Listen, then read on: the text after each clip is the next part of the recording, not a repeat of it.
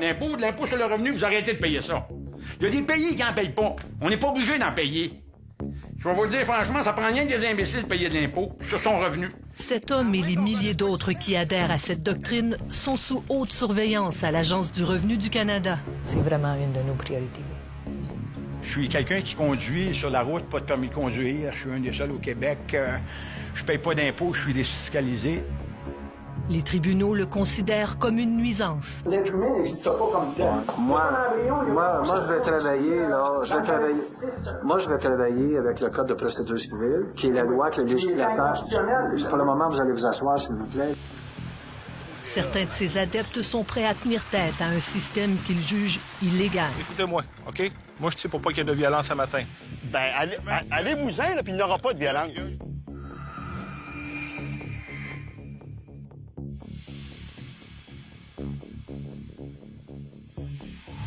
This is common law jurisdiction. You're interrupting my right to travel.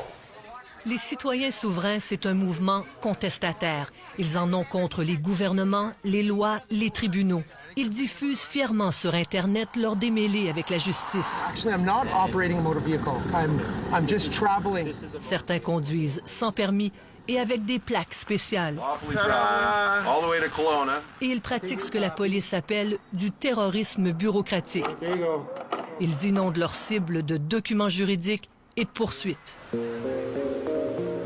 Les citoyens souverains croient que les gouvernements ont érigé un système parallèle secret.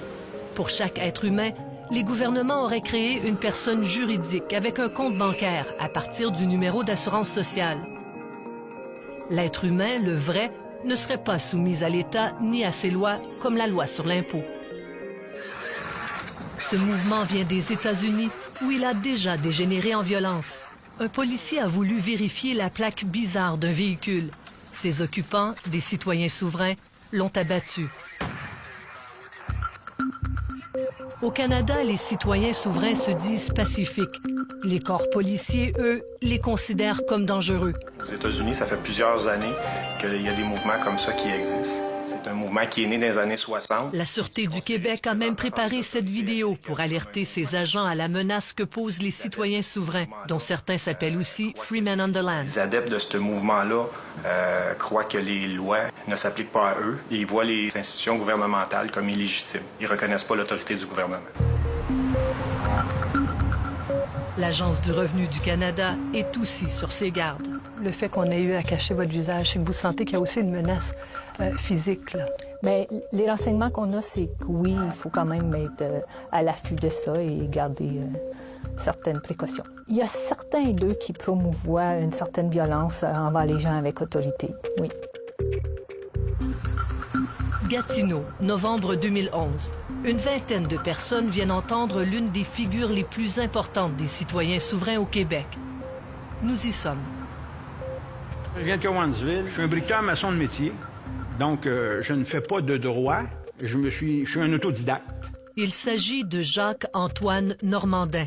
Son combat, dénoncer ce qu'il appelle la mafia judiciaire, soit les tribunaux qui protégeraient, selon lui, un État illégal. Vous allez voir que les juges sont en situation de conflit d'intérêts continuellement. Donc, ils n'ont pas le droit de vous juger. Il n'y a pas un juge qui a le droit de vous juger. Souvenez-vous bien que quand vous passez devant un juge, c'est pour protéger le système, c'est pas pour protéger la société. Jacques-Antoine Normandin a accepté de nous rencontrer chez lui à Cowansville. Parfois, en cours, vous vous appelez Jacques Normandin, parfois Jacques-Antoine Normandin, Jacques-Joseph-Pierre-Antoine Normandin, Jacques-Antoine Lagacé-Normandin. C'est quoi votre nom? Mon nom d'être humain, c'est un nom de baptisé. C'est ce qui est dans l'acte, dans l'extrait de baptême de la paroisse. Donc, mon nom à moi, c'est Jacques-Joseph-Pierre-Antoine. C'est tout. Ça, c'est un nom qui se trouve à être un nom d'être humain. Au départ, ce sont deux faillites qui l'ont révolté. Quand on enlève vos droits civils en matière commerciale, automatiquement, c'est les juges qui ont raison. C'est les avocats qui ont raison. C'est eux qui décident. C'est pas possible que des gens comme ça puissent avoir une telle domination sur nous qui sommes de bonne foi. Il passe ses journées à lire des textes de loi. Selon lui, il a fait une découverte extraordinaire. Il n'y a pas de constitution au Québec. Il n'y a aucune constitution. D'après lui, toutes les lois, y compris celles de l'impôt, sont donc inconstitutionnelles. L'impôt comme tel, ici, c'est illégal. Il n'y a pas un juge, il n'y a pas un avocat qui va dire qu'il n'y a pas de constitution ici. Il ment éhontément aux gens. À l'Agence du revenu du Canada, le nom de Jacques-Antoine Normandin figure sur une liste interne de ses services de sécurité. Une liste dont nous avons obtenu copie. Elle renferme le nom d'une 50aine de groupes de citoyens souverains au pays que Revenu Canada a à l'œil. Le mouvement, en pleine expansion, compterait 4000 adeptes, selon l'agence.